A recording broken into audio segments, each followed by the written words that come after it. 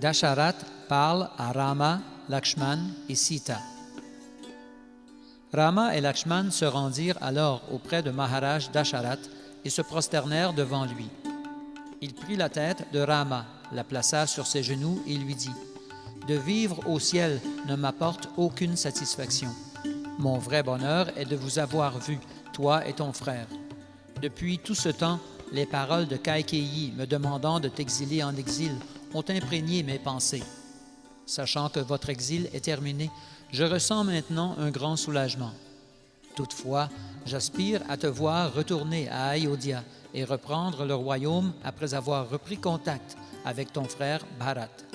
Je comprends maintenant que tu es Vishnu, le Seigneur suprême lui-même, descendu sur terre à seule fin de vaincre Ravana. » Rama répondit « Père, je ressens moi aussi un apaisement de voir mon exil terminé et ma mission menée à terme. J'aimerais toutefois te demander une faveur.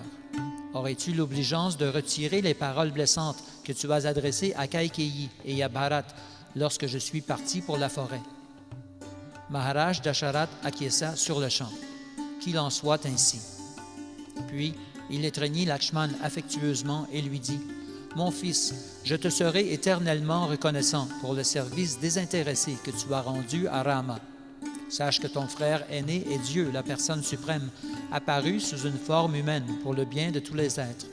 Il est digne de notre adoration, ainsi que celle des Devas. » Puis, Maharaj Dasharat s'adressa à Sita.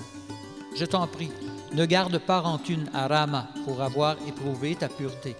Ton attitude remarquable te vaudra une place de choix dans l'histoire du monde, en tant que la femme la plus merveilleuse que le monde ait jamais connue. » Après avoir ainsi parlé, le père de Rama et de Lakshman remonta sur son char céleste et retourna vers sa planète édénique. Indra dit alors à Rama, qui maintenait ses mains jointes, « J'aimerais que tu profites de ma présence en me demandant une bénédiction. » Rama fut content d'entendre la proposition d'Indra et il lui fit la requête suivante. « Ô roi des êtres célestes, je te prie de ramener à la vie tous les singes guerriers qui moururent en me servant. En plus, que tous les arbres qui poussent là où vivent ces héros donnent des fruits en abondance et en toute saison. » Indra répondit, « Il est difficile pour moi de t'accorder une telle bénédiction, mais je le ferai. » Au même instant, tous les singes qui étaient morts au combat se ranimèrent, leurs blessures complètement guéries. Ils se sentaient exactement comme s'ils se réveillaient après avoir dormi pendant un long moment. Mais lorsqu'ils virent devant eux Rama et tous les Devas, ils comprirent qu'ils avaient été ressuscités et en ressentirent une joie incommensurable.